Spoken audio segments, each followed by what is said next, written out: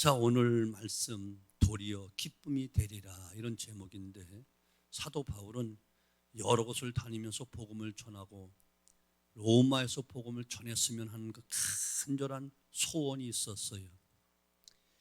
당시 로마는 세계를 제패하는 가장 큰 나라였고 가장 큰 도시였기에 그곳에서 복음을 전하면 세계로 향할 것 같은 간절한 마음이 있어서 소원했어요. 그 소원이 간절했음에도 불구하고 그는 자신의 생각대로 하지 않고 오직 하나님이 인도해 주실 때에 가겠노라고 하며 그때를 기다리고 있다가 마침내 하나님의 때에 로마로 가게 됩니다. 바울이 그토록 바라고 소원했던 것이 드디어 이루어진 거예요. 그러나 불행하게도 로마로 향하는 그 바울은 죄인의 누명을 쓰고 재판을 받기 위해서 로마로 호송되고 있는 죄수의 모습으로 가는 거예요. 마침내 또 그가 로마에 당도했지만 그는 속히 재판이 끝나고 자유의 몸이 된 것이 아니라 복음을 마음껏 전할 수 있는 몸이 아니었어요. 그는 사람들이 들끓는 로마 광장에 가서 로마 구석구석 다니면서 복음을 전하고 싶은 것이 그의 기대였고 소원이었는데, 정작 그는 쇠고랑에 채워져서 깊은 감옥에 갇혀서 부자유하게 재판만을 기다리고 있는 안타까운 죄수의 몸이 되었어요. 이런 상황이라면 우리는 무엇을 말할 수 있을까요? 아마도 부정적인 말을 많이 할지도 몰라요. 하나님 불신하는 그런 생각이나 말을 할런지도 몰라요. 불평원망할 수도 있겠지요. 또한 근심 가운데 낙심할 수 있겠지요. 그런데 놀랍게도 바울은 이 모든 것을 다 받아들입니다. 그리고 도리어 복음의 진보가 되었노라 하면서 나는 기뻐하노라 이렇게 이야기를 하는 거예요.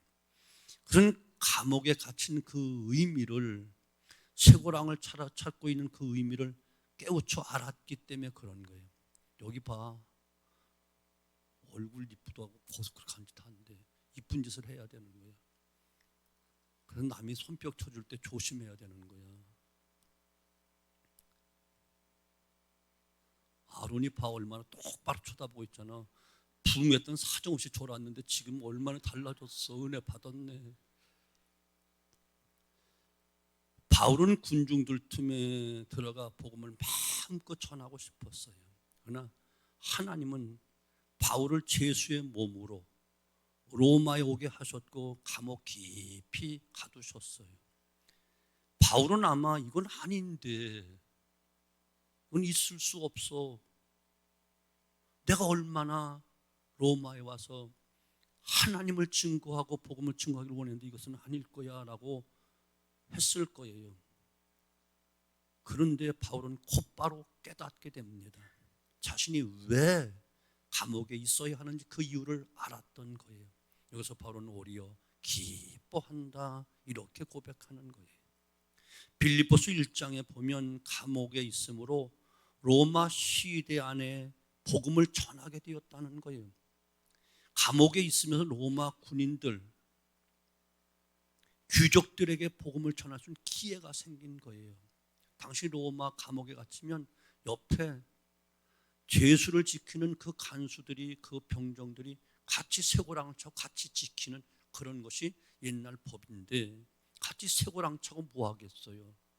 사도 바울은 그들에게, 고급 장교들에게 또한 간수들에게 복음을 계속 전하니까 얼마나 복음의 역사가 일어나는지 귀족들이 예수를 믿는 거예요.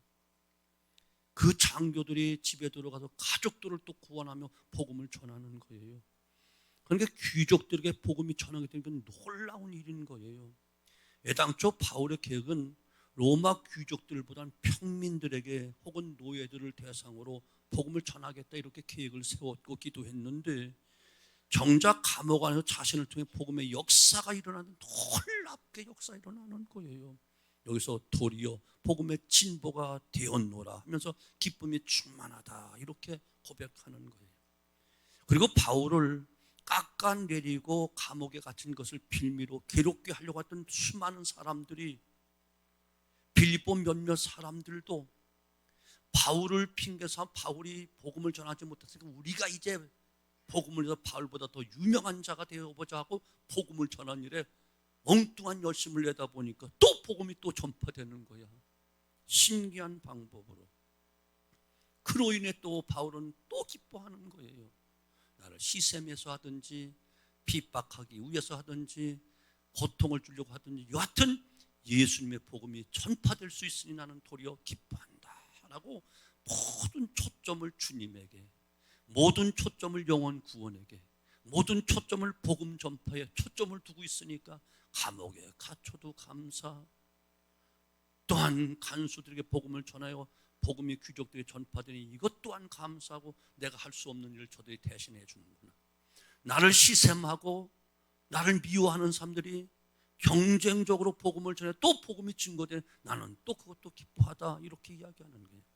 바로 뜻을 깨닫고 의미를 깨닫는 사람 결코 좌절하지 않는다는 거예요.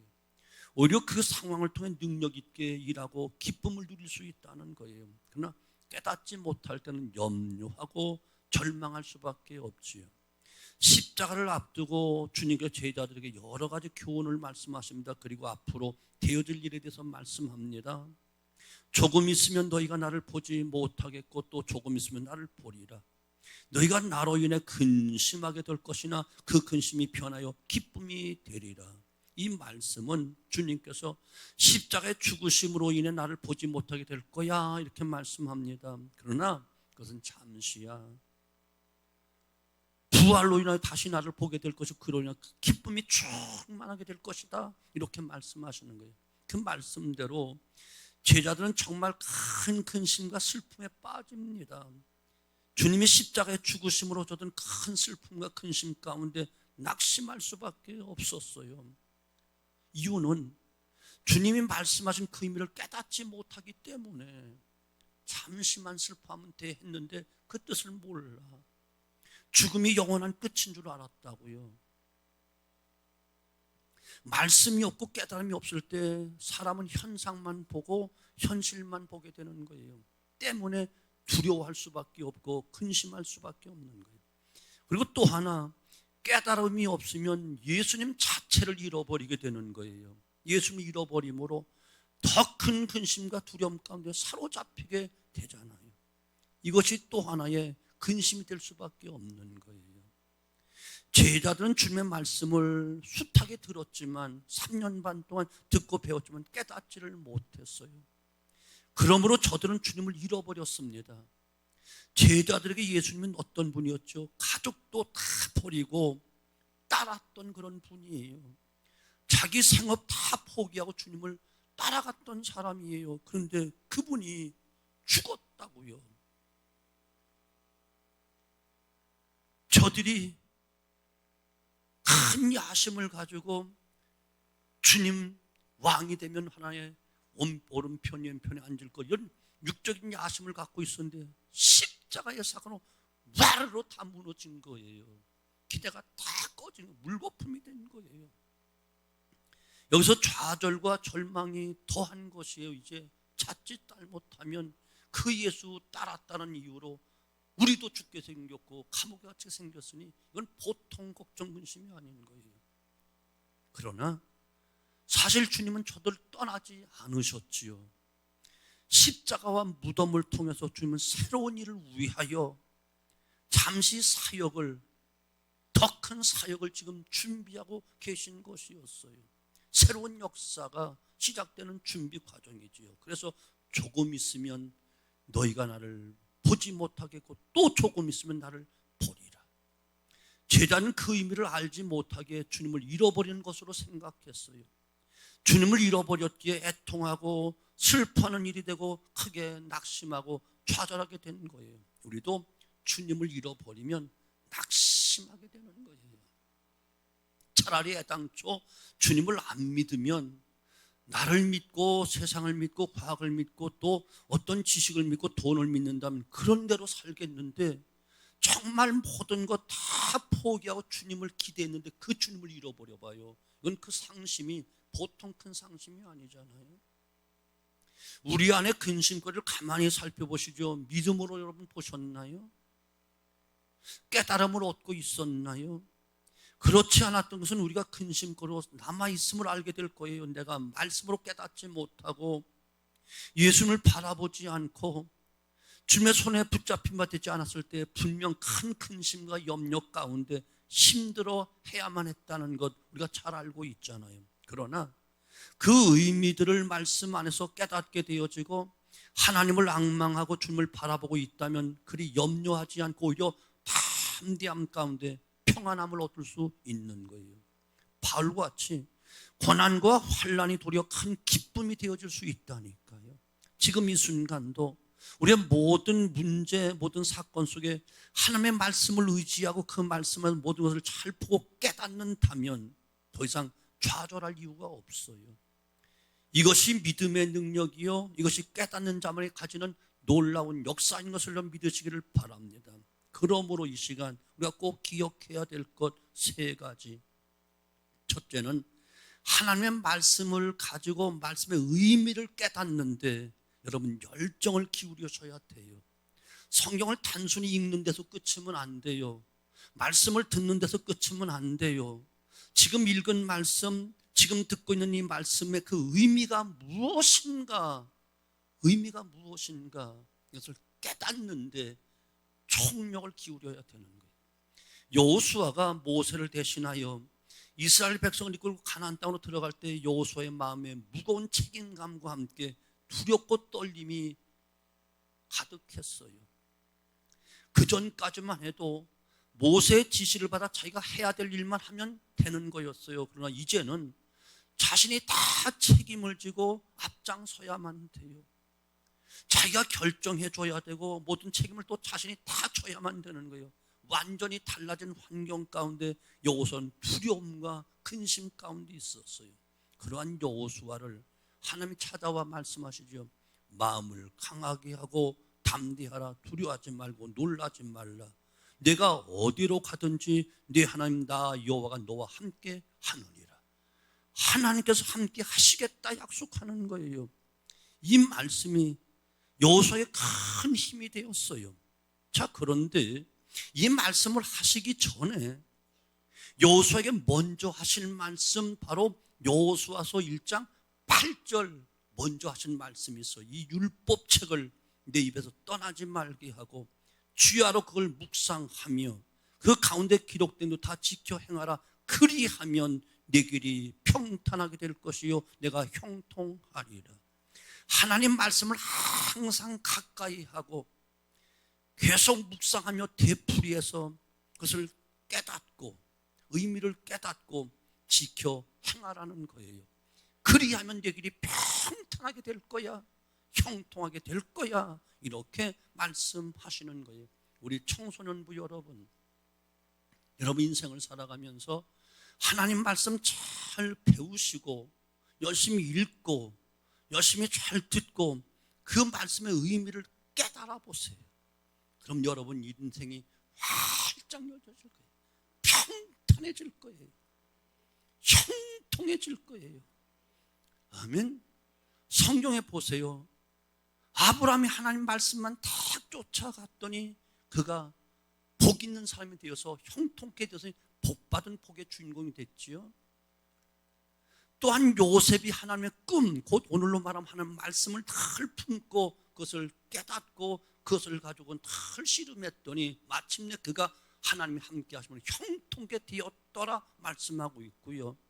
어느 상황 속에서도 항상 하나님 말씀 붙잡고 살았던 다윗은 하나님이 어디를 가든지 그가 승리케 하셨더라 성경은 계속 증거하고 있는 거예요. 여러분 하나님 말씀 붙잡으세요. 여러분 무엇보다 열심히 하나님 말씀 붙잡고 이것이 무슨 뜻인가 여러분 깊이 생각하고 안 되면 선생님들에게 묻고 교역자들에게 묻고 여기는 담임 목사에게 물으면 혹시 제가 몰라도 어린 학생들이 물으면 답변해 주려고 내가 하나님께 또 여쭤보지 않겠어요. 이것이 무슨 뜻입니까? 내가 미처 깨닫지 못한 것을 나보다 더 똑똑한 학생들이 묻는데 내가 미련해서 가르쳐주지 못해 성령님 깨닫게 해서 나 망신시키지 말고 가르쳐주게 해주세요. 내가 몸부림치지 않겠어요? 그럼 반드시 가르쳐 주실 거예요. 제가 중등부 시절에 나를 가르치는 전도사님이 여자 전사님이 있었어. 하루는 내가 좀 똑똑한 척 하려고 그랬는지 성경을 읽다가 전도사님 여기 쳐다봐. 뭐 하는 거야? 암말렉과의 전쟁에서 모세가 손을 들면 이기고 손 내려오면 패배했다는 그 성경이 어디에 있지요? 물었더니 당황하시더라고. 내가 알려줄게. 내가 가서 찾아서 알려줄게 하더니 지금까지 안 알려줬어. 나는 그래서 또 다음 주에 전사님 만나는 것보다는 지금 당장 궁금해 죽겠는 거야. 어떻게 손이 올라가면 이스라엘이 이기고 모세 손 내려오면 이스라엘 패했는가 궁금해 죽겠어. 성경 진도를 나가야 되는데. 그랬더니 하나님이 내가 또 열심히 기도하고 했더니 그걸 가르쳐 주시더라고. 가르쳐 주시더라고. 그런 이야기는 또 많아.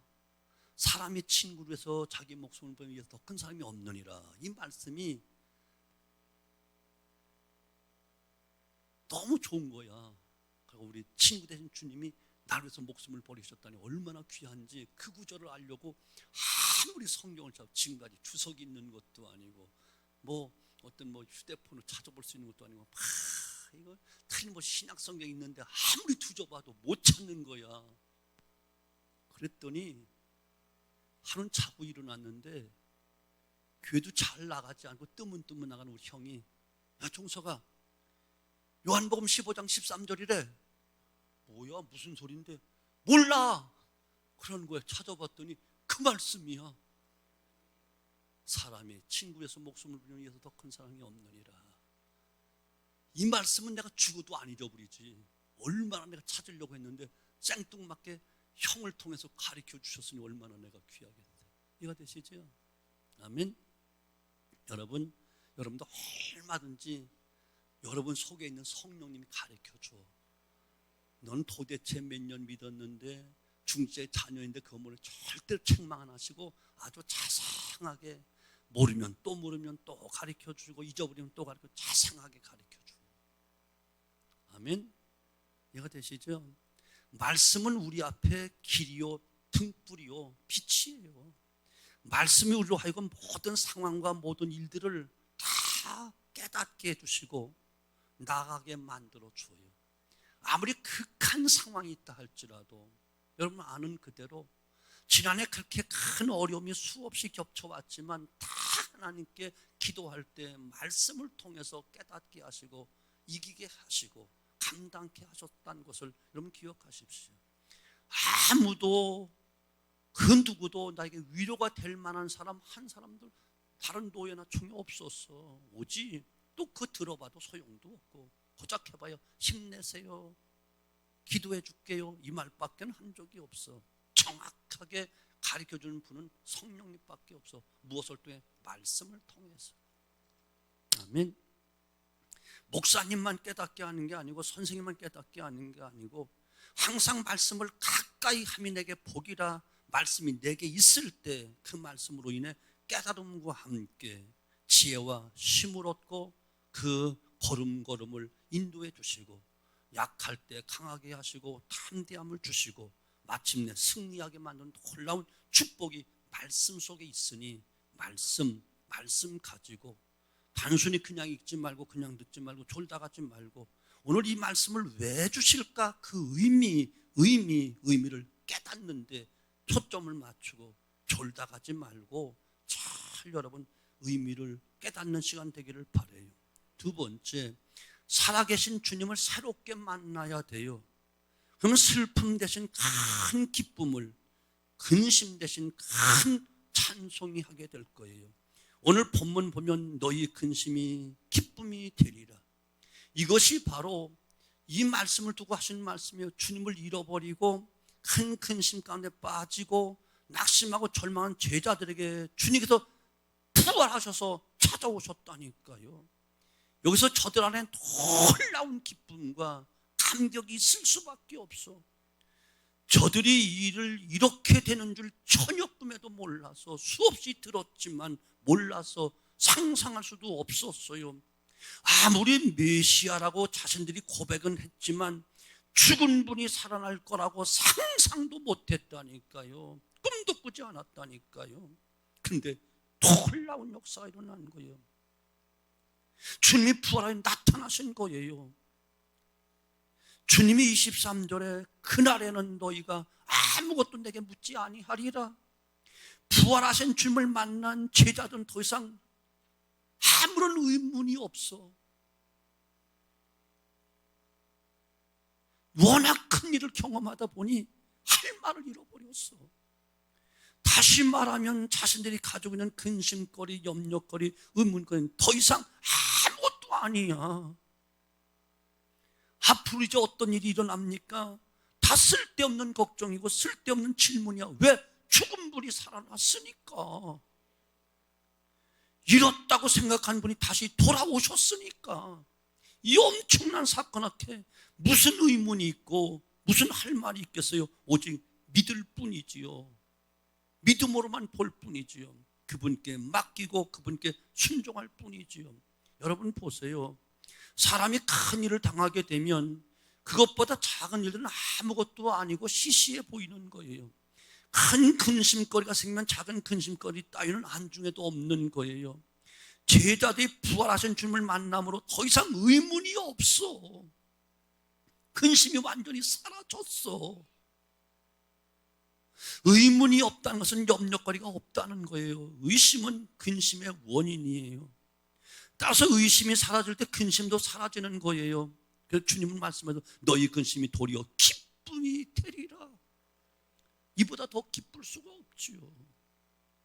주님 잡혀갔으니 우리도 잡혀가면 어떡하나, 죽으면 어떡하나, 전전긍긍 근심 속에 있었는데 부활하신 주님을 딱 보고 나니까 너무 큰 기쁨을 맞이하니까 사소한 것은 아무것도 아니야. 도리어 큰 기쁨이 된 거야. 주님 때문에 어떡할까? 주님 때문에 죽으면 어떨까? 주님 때문에 잡혀가면 어떨까? 주님 때문에 고통당하면 어떨까? 했는데 주님 부활하신 것을 보니 도리어 주님 때문에 큰 기쁨을 얻게 된 거예요. 부활하신 주님을 인격으로 능력으로 만날 때 그때 우리 안에 더 이상 의심도 없고 근심이 없고 다 소멸되는 줄로 믿습니다. 근심이 소멸되는 것, 이것은 곧 기쁨을 얻는다는 거예요. 사랑하는 성도분, 부활하신 주님, 살아계신 주님을 새롭게 만나십시오. 온전히 감격스럽게 만나십시오. 우리와 전혀 다른 계획과 전혀 다른 능력과 전혀 다른 사랑을 가신 그 주님을 뜨겁게 다시 만나십시오. 다시 만나십시오. 지금보다 저와 여러분이 알고 경험했던 것보다 더 큰 능력과 큰 비밀과 은혜와 사랑을 가지고 계시기에 순간순간 우리는 매 순간 주님을 새롭게 만나야 되는 거예요. 아멘. 나 이전에 예수 믿을 때 이렇게 체험해서 쾌쾌 먹은 것 갖고 사용하지 말고 오늘 역사하신 그 하나님을 새롭게 만나야 되고 지금 역사하시는 하나님을 또 새롭게 만나야만 오늘의 하나님을 믿게 되어지고 또 내일의 하나님을 또 의지하게 될 수 있잖아요. 사랑하는 성도분, 지금보다 저와 여러분이 경험했던 그것보다 과거에 얻었던 능력과 그 응답보다 더 큰 능력과 비밀, 은혜와 사랑을 가지고 계신 그 주님을 지금 새롭게 만나야 되고 또 만나야 되고 매일같이 매 순간순간 만나야만 되고 문제가 있을 때 만나고 더 큰 문제 있을 때 더 큰 능력으로 다가오신 그 주님을 만나야 된다니까요. 죽음이 찾아왔을 때 죽음의 권세를 이기시고 부활하신 그 주님을 만나면 우리는 부활의 큰 기쁨으로 충만케 될 줄로 의심 없이 믿습니다. 아멘. 마지막 한 가지, 마지막에 졸지 마. 그분으로 인해, 누구? 예수님으로 인해 하나님께 구하게 되고 그분으로 인해 응답받는 놀라운 역사가 있는 거예요.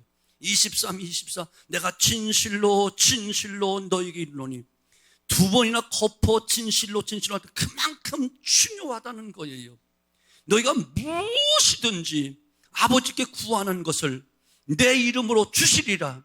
지금까지는 너희가 내 이름으로 아무것도 구하지 아니하였으나 구하라. 그리하면 받으리니 너희 기쁨이 충만하리라. 아멘.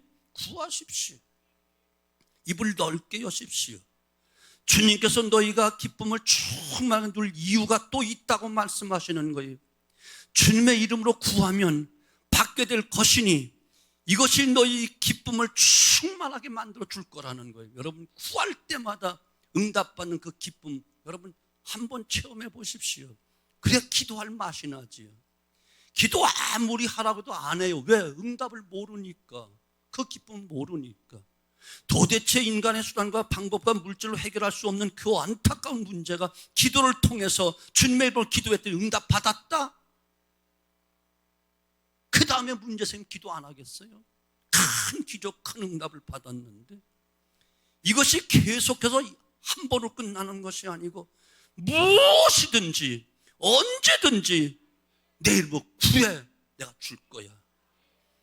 그러면 구할 때마다 받게 되니 너희 기쁨이 충만하겠지. 돈 문제 갖고 기도했는데 주셨어, 기쁨이 충만하지. 질병 건강 문제 갖고 기도했는데 주셨어, 기쁨이 충만하지.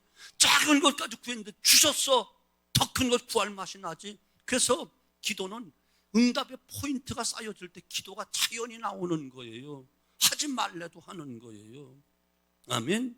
사랑하는 성도 여러분, 살아계신 주님을 만나고 그분과 동행할 뿐만 아니라 그분 안에서 기도함으로 인하여 응답의 놀라운 기쁨, 이것이 크게 되어진다는 거예요. 우리 신앙생활은 신비로운 면들이 참 많아요.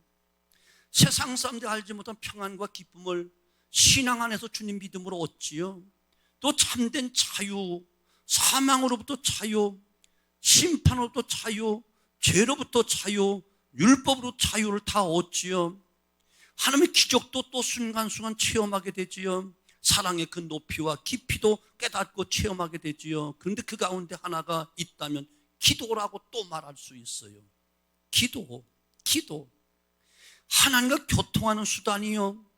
영혼의 호흡과 같은 이 기도로 하나님을 만나고 하나님과 교통하고 소통이 이루어지고 내 영혼의 힘을 얻게 되어지고, 특별히 기도함으로 내 삶의 문제가 응답으로 이루어지는 그 기쁨을 어디다가 비유할 수 있겠어요?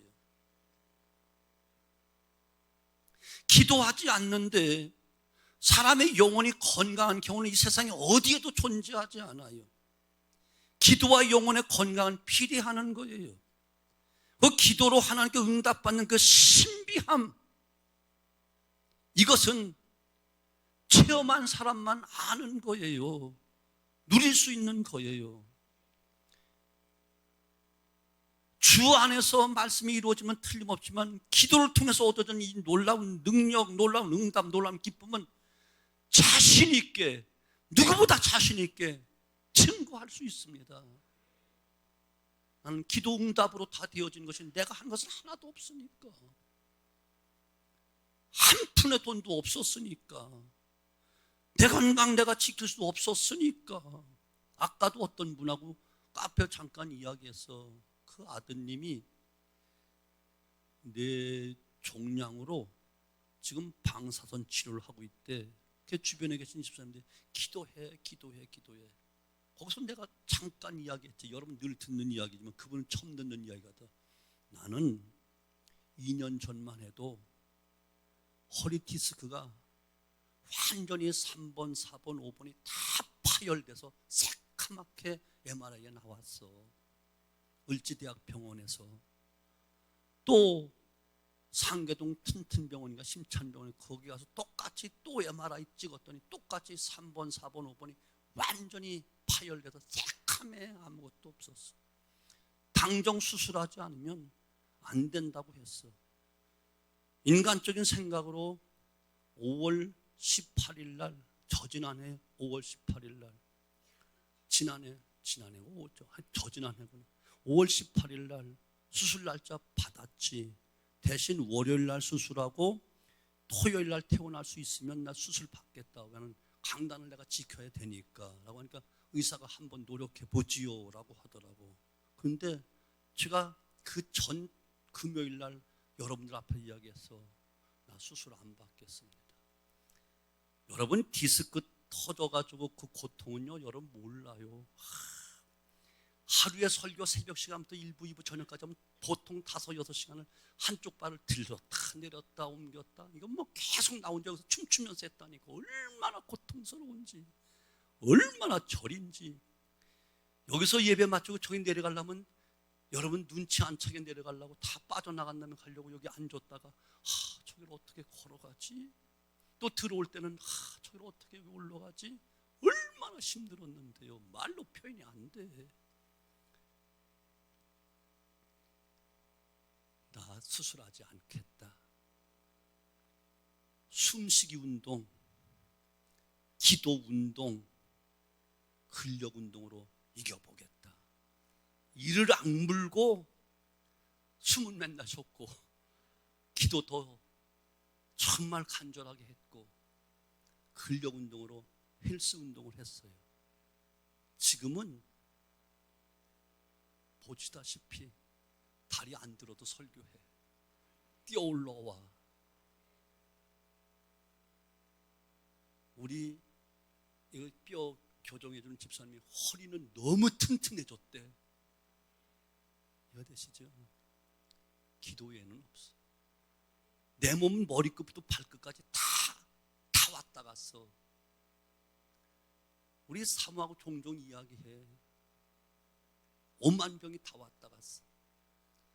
귀에 중이염이 너무 심해서 베개가 한쪽으로 비면 비계가 흠뻑 젖어. 또 이쪽으로 돌아오면 구멍이 뚫렸는데 이쪽이 또 흠뻑 젖어. 부흥이 앞에 놓고 준비기도 하는데 그렇더라고. 전혀 아픈 적도 없었거든. 하도 심해서 병원 가니까 의사가 이거 오래된 중이가 한 10년은 넘었겠어. 이러는데 난 10년커녕 한 달 전까지 괜찮았었다니까. 그런데 물이 막 통하는 거야. 그냥 벽에가 흠뻑 젖게. 그런데 붕에 시작하는 그 새벽에 싹 없어졌더라고. 두 번째 붕이 할 때 일어났던 역사야. 첫 번째 붕이 할 때는 또 너무 힘들게 혼자 준비기도 하죠. 몇 사람 안 되니까. 그런데 머리에 콩털 같은 종기가 빼곡하게 생긴 거야.